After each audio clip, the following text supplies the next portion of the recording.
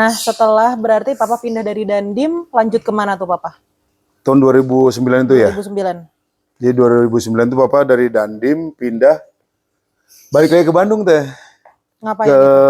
Sesquad. Ya. Jabatan di Sesquad itu waktu itu Papa dosen muda, karena letnan kolonel kan. Jadi di Sesquad itu ada dosen muda, jadi Papa masuklah di situ letnan kolonel. Kurang lebih berapa bulan ya? Ada mungkin 5-6 bulan lah. Sebentar aja berarti ya Iya, di di Bandung. Sesquad itu. Karena waktu itu Papa diuntungkan deh. Apa tuh? Ada kebijakan dari pimpinan Angkatan Darat. Waktu itu kan Liting 88 belum ada yang kolonel deh. Iya. Papa pertama berarti?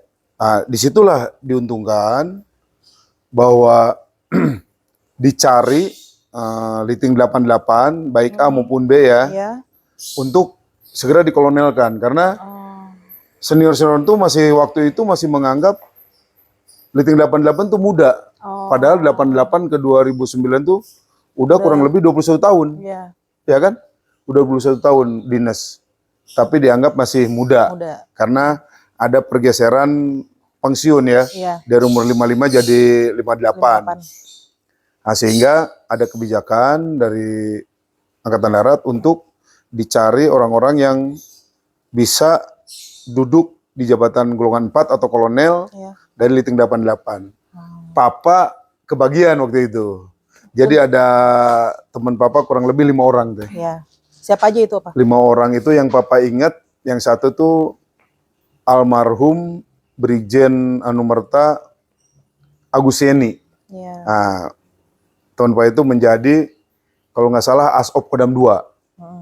Terus Om Arif. Om Arif tuh di Asop Kodam 1. Terus Papa di Asop Kodam 16 Patimura. Yang 2 lagi Papa lupa itu. Yang 2 lagi Papa lupa ya orangnya. Yang jelas 5 orang itu yang mendahului waktu itu ya. Berarti 5 orang pertama yang naik ke kolonel ya Pak? Iya. Karena memang ada percepatan itu. Jadi Papa langsung lah ke sana teh, ke mana Asop. Terus selama di Asop juga Papa ada kegiatan-kegiatan yang memang menurut Papa ya luar biasa lah, luar biasa ya di sana. Yang pertama itu dulu di tahun 2010 ada seminar teh. Seminar apa Pak? Seminar yang dilaksanakan oleh LSM. LSM ya, LSM kemanusiaan. Yang isinya antara lain ingin di Ambon itu atau di Kodam 16 itu tidak ada lagi operasi atau tidak menjadi daerah rawan lagi. Artinya tidak ada pengiriman pasukan dari satuan di luar Kodam Ambon.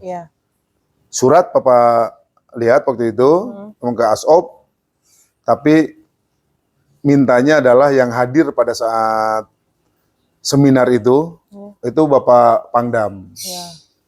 Bapak Pangdam, Bapak ngadep waktu itu ke Pak Pangdam deh, untuk menyampaikan surat itu, bagaimana berkenan nggak untuk hadir di seminar tersebut. Terus Bapak Pangdam bilang, wah Sep, jangan saya Sep. Nanti kalau salah-salah ngomong emosi bahaya. Kasdam aja. Bapak ngadep Kasdam. Bapak ngadep Kasdam. Kasdam perintah Pak Pangdam, seminar ini memang rawan sedikit, karena memang tujuannya adalah ingin mempertanyakan kelanjutan dari daerah rawan Ambon. Yang udah sekian tahun kan udah jalan itu. Apa kata Kasdam tuh? Petunjuk Pangdam gimana? Petunjuk Pangdam jangan Pangdam lah, ke Kasdam aja. Terus gimana Kas? Kata Kasdam, waduh, saya jenderal kalau salah ngomong bahaya juga katanya. Petunjuk Kas? Ya kalau ini Asop aja lah, ke Papa lagi. Dilempar ke Papa berarti. Dilempar ke Papa lagi tuh. Papa tuh yang ya petunjuk perintahnya gimana? Ya udah Asop aja yang berangkat. Akhirnya pada hariannya Papa berangkat. Iya. Salaman datang ke Seminar ya. tempat itu di hotel ya, salah satu hotel di Ambon. Terus Bapak ikut di situ. Memang yang datang LSM yang ekstrim, LSM yang memang selalu menggugat kegiatan militer dimanapun. Ketuanya dari Jakarta datang. Wah, dari mana-mana datang lah. Penuh itu kurang lebih mungkin ada 200 orangan. 200 orang itu semuanya yang ingin menggugat TNI waktu itu ya. Ingin menggugat bahwa hilangkanlah daerah rawan ini menjadi normal lah ya. Karena ibaratnya nggak butuh lagi nih Ambon, pengennya kayak gitu ya. Nggak butuh lagi itu, ya. Udah itu, Papa masuk, ya mereka mukanya tuh udah tidak ramah. Itu orangnya kebanyakan berarti orang Ambon, Pak? Semua enggak kan? Bukan, orang-orang luar se-Indonesia. Dan ini sebetulnya Papa menghadapi seminar ini dua kali teh. Lupa dulu waktu di Kodim Aceh Utara pun Papa Dandim ada seminar seperti ini juga dengan mahasiswa. Untuk Acehnya, ibaratnya untuk daerah di Aceh dari itu Aceh, ya. Tidak ada lagi TNI Angkatan Darat gitu, TNI. Ya, gitu. menggugat lah, masyarakat menggugat itu. Papa pernah ikut di sana. Nanti Papa ceritakan lah ke Papa mundur kita nanti ya. Jadi di Ambon itu begitu seminar masuk nggak ramah semuanya. Pokoknya tidak ramah lah udah. Papa juga waduh ini untung Papa udah pernah pengalaman di Dandim itu ya. Kalau enggak kan terpacu juga emosi, makanya udah nggak enak gitu kan. Iya. Terus udah itu dari kepolisian ternyata diwakilkan oleh persnya itu. Bukan pers apa? Humasnya Polda. Kabid Humas Polda datang polisinya di situ dan Papa. Terus yang lain ya yang tokoh-tokoh lah ada berapa orang gitu. Kita duduk di atas karena Papa mewakili Pangdam. Sesi pertama mulai jam 9 sampai jam 12 itu sesi langsung pertanyaan.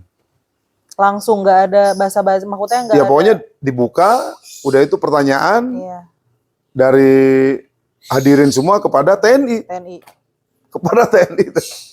Bapak banyak sekali bagaimana kasus ini, bagaimana kasus ini, bagaimana masalah ini. Papa jawab dengan senyum-senyum dan ketawa-tawa, dengan santai, dengan lugas, dan dengan bukti-bukti yang ada Papa bawa itu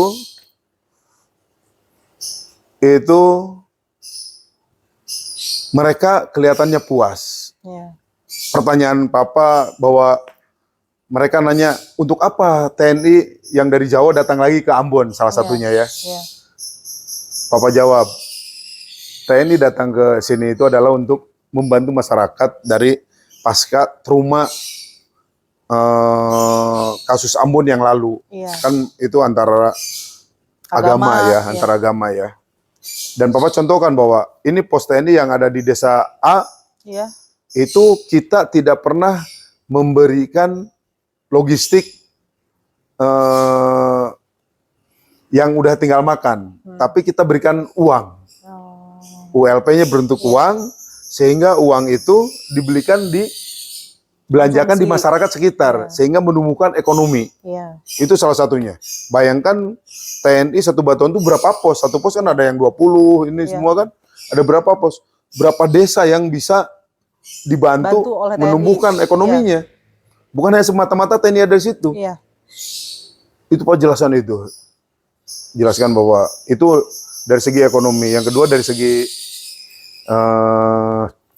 keamanan juga situasinya Pak jelaskan, dan memang masyarakat juga masih membutuhkan itu karena di sini masih seperti api dalam bara. Sewaktu-waktu akan meledak lagi. Banyaklah pertanyaan-pertanyaan, Papa tidak bisa sampaikan di sini karena itu ada yang sifatnya rahasia, ada yang apa pertanyaan itu. Tapi ambil kesimpulannya jam 12 istirahat. Sesi pertama dilanjutkan dengan isomanya, istirahat, makan, sholat, gitu kan. Begitu Bapak turun dari mimbar itu, dari atas, Mereka yang dulu tadinya pertanyaannya keras, ini semua datang ke Papa, meluk Papa semua, salaman meluk. Artinya apa? Mereka ingin, ini TNI gitu loh. TNI masa depan tuh harus seperti itu. Jangan menghindar, jangan pokoknya, tapi jawab dengan lugas. Jawab dengan apa adanya. Jangan di saat ada pertanyaan dari masyarakat, mereka tidak ada yang tahu. Iya. Ya udah lakuin jangan aja pokoknya. Apa yang lakuin TNI, lakuin. Papa lakukan. Papa lakukan. Alhasil, Papa tidak mau ngomong masalah sesi kedua, karena sesi kedua pertanyaan ke polisi semua ya. Itu Papa off the record lah, yang itu nggak bisa Papa omongkan. Selesai Papa laporan ke Pangdam. Situasinya seperti ini, pertanyaan ini semua Papa laporkan. Terus kondisinya enak, Papa bilang. Besoknya keluar di koran, di koran lokal ya di Ambon. Apa isinya? Dari hasil kesimpulan kemarin seminar itu ya. Bahwa hasil kesimpulan mereka menginginkan daerah rawan tetap berlaku dan TNI tetap, kita masih butuh TNI. Itu luar biasanya deh. Itu luar biasa. Padahal maksud dan tujuan mereka buat seminar itu ingin menghentikan kerjanya TNI di TNI situ ya. Pengiriman TNI dari Jawa ke Ambon itu. Ke daerah rawan. Papa jelaskan semua, malah jadi balik bahwa mereka membutuhkan. Masyarakat dengan mereka hasil itu masih membutuhkan TNI. Itu luar biasa waktu itu. 2010 Papa ingat. Terus juga di Ambon itu Papa pernah menyarankan, karena Papa selalu sama komandan itu, atasan Papa siapa aja, mau waktu jadi Danki, jadi Wadanyon, jadi Danyon, ke atasan itu selalu tidak pernah Bapak memberikan saran-saran yang asal Bapak senang. Asal Bapak senang. Bapak tidak pernah lakukan itu deh. Jadi Bapak pernah suatu saat ada kunjungan presiden deh. Ada kunjungan presiden, Bapak siapkan. Kunjungan presiden itu protapnya kan jelas. Pengamanan tuh masuk tuh hari H-2. Hari H, dan setelah Presiden kembali ke Jakarta sampai hari H+2, baru pasukan ditarik. Jadi 5 hari lah. Kalaupun presidennya hanya 1 hari ada di tempat. Suatu saat presiden datang ke sana, tahun 2011 atau 2010 lah, presiden sana. Kita ngecek di lapangan terbang itu di Ambon itu. Ngecek semua dengan Pangdam, dengan semua staf. Semua staf, semua Pangdam, semua pemain ahli, semua asisten, Kasdam, semua ngecek. Selesai, Pangdam mau pulang, kita kumpul di lobi nih. Di lobi kumpul, tahu-tahu Pangdam tuh bilang, Asop, kapan pasukan dimasukkan? Presiden padahal masih tinggal kurang lebih 3 hari lagi lah datang ya teh. Papa bilang, izin Panglima besok dimasukkan, jadi hari H-2, hari H nanti presiden datang, baru H+2 pasukan semua udah kembali ke home base. Karena memang itu dukungannya. Kurang lebih 1.000 orang lah, kalau presiden itu protapnya waktu itu ya, 1.000 orang. Tapi Pangdam waktu itu mungkin lagi banyak kegiatan, lupa. Ingatnya pada saat jam J terjun. Nah, kalau jam J terjun tuh pas hari H-nya, ya pas terjun di situ, pengamanan di situ. Anda bilang, loh kamu salah, Asop. Nanti masukkan pengamanan itu pas presiden datang, baru masuk. Pak bilang nggak bisa, Panglima. Pengamanan tuh H-2, udah bersihkan semua rel, baru presiden masuk. Jadi udah aman semua, itu protapnya. Pangdam masih lupa lagi, masih kalut lah waktu itu, mungkin lupa ya. Saya pikir lupa waktu itu, karena memang banyak kegiatan ya. Enggak, pokoknya hari ya masuk. Ini. Pak bilang nggak bisa, Panglima. Ini kalau gini ada masalah nanti nggak bener ini. Pak gituin kan. Ini semua staf ini kolonel, ada kasdam, ada pamen ahli ini. Semua apa coba yang disampaikan ke Pangdam? Oh bener tuh Sep, bener Pangdam katanya. Iya. Karena Panglima ibaratnya komandan atasan langsung gitu kan Pak. Bener Pangdam. Itu Pangdam tuh pokoknya hari H pas datang presiden ini pasukan baru masuk katanya. Kasdam ngomong gitu, pamen ahli semua ngomong gitu, asisten yang lain mengiyakan semua. Salah papa aja pokoknya. Pokoknya salah papa aja salah gitu ya. Pokoknya papa salah aja. Iya. Itu pokoknya papa salah. Papa tetap bertahan. Iya. Saya bilang nggak bisa Panglima. Pokoknya hari H-2 saya masukkan pasukan. Iya. Daripada ada apa-apa, nanti yang kena Panglima juga. Papa bilang nggak bisa seperti itu. Panglima marah waktu itu. Panglimanya marah. Kamu tuh ngeyel aja katanya. Iya. Masuk mobil, pergi. Iya. Kebetulan Panglimanya kan udah almarhum ya sekarang. Jadi Panglimanya deketin Papa dari Letnan 2, Papa udah deket lah ya. Selesai Panglima berangkat, itu namanya kasdam, pamen ahli semua ada 4-5 orang, ada asisten semua. Semua nggak deketin Papa. Sep, yang bener tuh kamu Sep katanya. Papa bilang, Kas, abang-abang ini gimana? Tadi kok nggak ada yang bela saya? Iya. Kok sekarang dibilang saya yang bener? Dia, ya malum lah. Iya. Itulah, Pak pikir orang-orang itu tidak punya integritas. Iya. Panglima mau jatuh, mau deket jurang, didorong sama dia gitu. Harusnya kita tarik pakai tali. Iya. Nah itu, ini juga pembelajaran nih semua bagi para perwira. Jangan ABS, asal Bapak senang tidak. Iya. Kalau suatu saat pimpinan kita lupa, salah mengambil keputusan, ingatkan. Iya. Ingatkan, sampaikan apa aturannya bagaimana. Itu Bapak lakukan. Itu Bapak lakukan itu. Tapi ya pada saat itu jadi musuh bersama Bapak. Iya. Pangdam tidak suka, ini tidak suka, semua menyerang Bapak. Karena kan pengen ngelihatnya kan dinilai sama Pangdamnya semuanya itu. Itu walaupun Pangdam salah sebenarnya. Papa pernah itu gitu loh. Tapi tetap Papa bilang enggak, harus gini. Papa masukkan min 2, Papa masukkan. Ternyata malamnya Pangdam panggil Papa. Malamnya itu setelah panggil. Papa di lobi itu yang Iya, itu kan siang ya. Iya. Siang. Malamnya tuh manggil ke rumah. Iya. Pangdam manggil ke rumah, dia bicara dengan Papa berdua. Sep, janganlah gitu di tempat orang banyak katanya. Saya kan waktu itu lupa mungkin katanya. Iya. Udahlah, masukin min 2 itu, bener kamu katanya.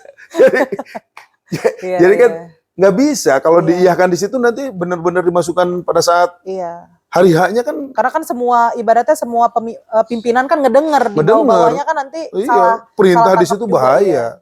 Nah itu Papa lakukan itu deh. Iya.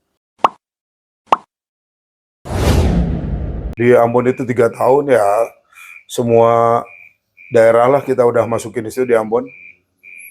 Dan ada juga hal yang luar biasa di sana. Pada saat Pangdam, gubernur naik pesawat kecil, pesawatnya 8 orang kan, mau ke kayak kecil. Tahu-tahu di atas gubernur, jangan ke sana aja. Harusnya kayak gitu jam 5 udah mendarat.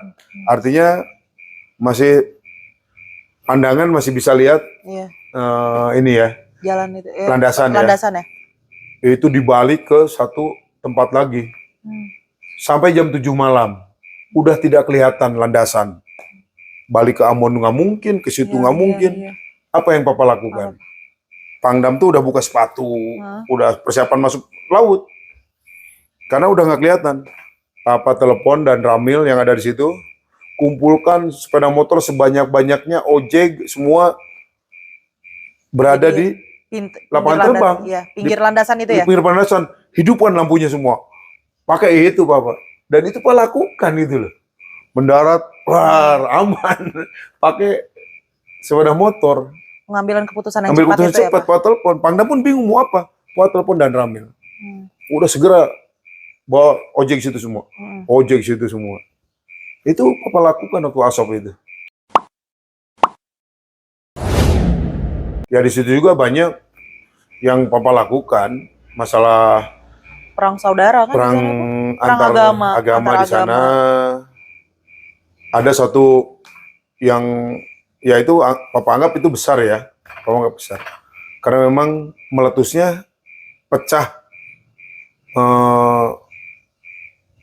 antar agama di situ pas di depan mata Papa, depan rumah Iya, ASOP. iya.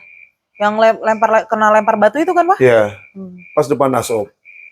Begitu keluar, masa Islam udah 1.000 lebih banyak, ini 2.000, udah saling hadap-hadapan. Iya. Papa langsung masuk ke dalam tengah-tengah itu, melarang ini maju, melarang itu maju. Ada kurang lebih setengah jam kita teriak-teriak, mundur semua. Papa kerahkan semua pasukan, kavaleri keluar, batalion semua udah standby semua tanpa lapor ke Pangdam. Itu resiko Papa lagi. Dan karena, itu Papa sama Mas Raka? Iya, Mas Raka ada di rumah. Ada, dan Mas Raka di luar. Iya. Itu jadi itu yang Papa lakukan tanpa lapor ke Pangdam karena memang radio susah waktu itu. Ya udah, tanpa lapor Pangdam Papa kerahkan semua pasukan, semua masuk ke daerah-daerah rawan, kavaleri, infanteri, semua yang ada. Baru jam 10 malam Papa ketemu Pangdam, Papa laporkan situasinya seperti ini. Setelah selesai? Setelah selesai. Tapi itu pun masih ada kurang lebih 300 rumah yang terbakar. Itu Papa ngambil risiko seperti itu. Karena kalau gagal, jangan Pangdam, ASOP yang tanggung jawab. Tapi Alhamdulillah, waktu itu Pangdam dapat apresiasi dari Kasad, sehingga ada penghormatan untuk Pangdam, pensiun sampai jadi Pangdam selesai. Itu. Dan Papa pun waktu itu tidak boleh sekolah Sesko TNI. Nggak usah lagi katanya. Udahlah, langsung nanti Jidan Rindam jadi apa, udah. Itu kondisi Papa waktu itu deh. Jadi semua ada apa ya? Ada dinamika yang luar biasa. Pengambilan keputusan yang diambil tanggung jawabnya itu oleh Papa.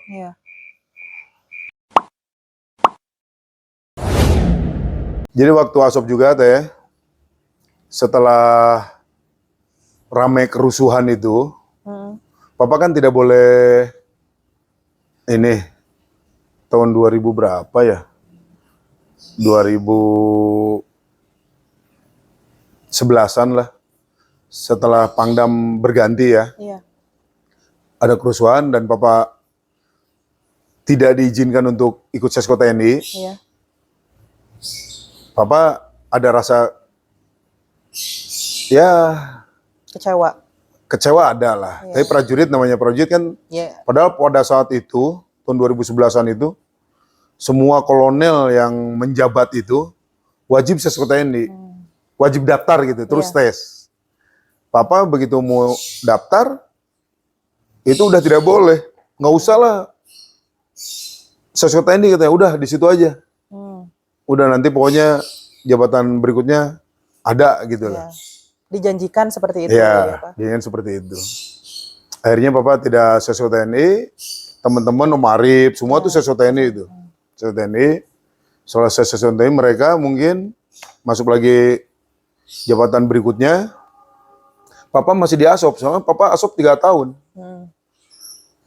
Di tahun terakhir itulah 2012, Papa ya dipanggil juga untuk ikut kursus atau penataran dan rindam. Penataran dan rindam teh. Begitu Papa lihat nama-namanya, hanya 14 orang yang dipanggil oleh Angkatan Darat. 14 orang deh. Waktu itu Papa ingat, Pak Kasatnya tuh Pak Budiman kalau nggak salah. Jadi 14 orang ikut tes Tar dan Rindam atau Sus dan Rindam ya waktu itu. Papa lihat nama-namanya itu. Ya dalamnya ada Om Arif juga, Om Arif ini. Begitu Papa lihat, ternyata yang tidak yang tidak sesko TNI, kalau nggak salah hanya Papa dari 14. Karena Papa dari awal pun sudah dijanjikan akan ibaratnya lancar lah, Iya, aman gitu iya. ya. Pak. Bener, tapi Angkatan Darat Iya, bener. benar berarti. Nunjuk Papa menjadi Iya. Susdan Rindam. Artinya ini Susdan Rindam itu kan 14 orang itu kan udah cukup untuk Rindam se-Indonesia. Iya. Cuma bagaimana dalam kursus itu rankingnya yang dicari gitu loh. Jadi Susdan Rindam langsung waktu itu diambil alih oleh Wakasad, Pak Budiman. Langsung bicara teh waktu itu teh. Pokoknya ini 14 orang ini akan jadi dan Rindam, tapi akan kita tes dulu.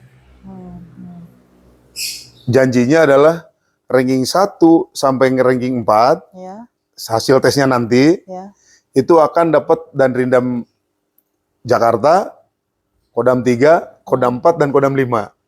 Kota lah ya Pak. Iya di Jawa lah. Iya di Jawa gitu. Sementara yang ranking 5 sampai yang lain, ya kodam-kodam di luar Jawa lah. Akhirnya kita tes lah, dimulai dengan tes. Ada psikologi, psikotes, ada buat makalah, paparan, segala macam lah.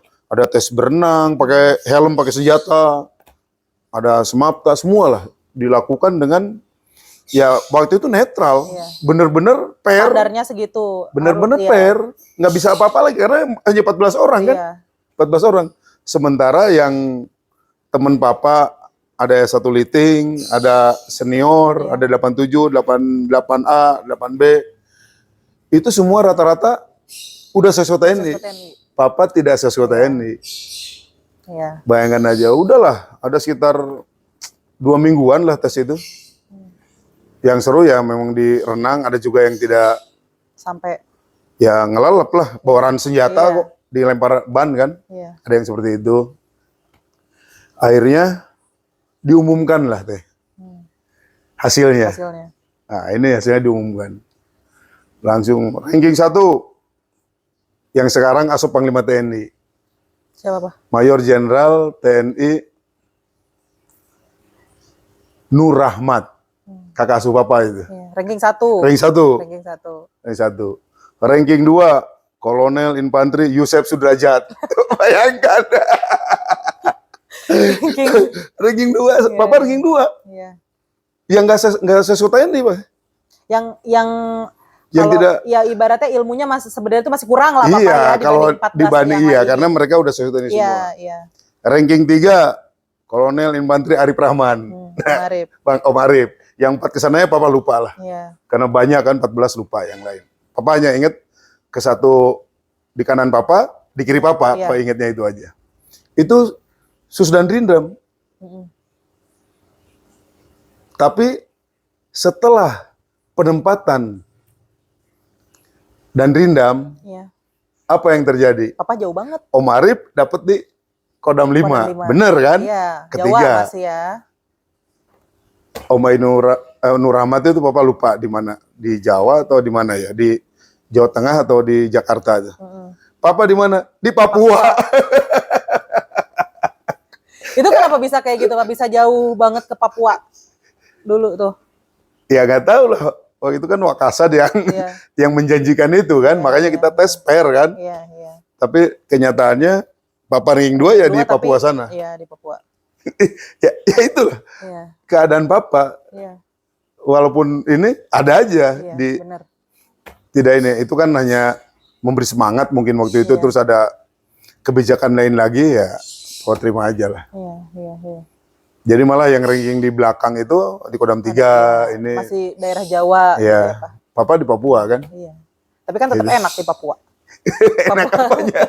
Enak kan, Papua tuh masih enak gitu, masih banyak hal yang jadi kita tuh pengetahuan ya kan. Kalau Papa nggak di Papua, kita anak-anak juga nggak pernah ke Papua, nggak akan bisa ke Papua. Ya itu hikmahnya itu ya. Ya nggak akan bisa kita liburan ke Raja Ampat gitu, nggak akan tahu Papua tuh bagusnya gimana.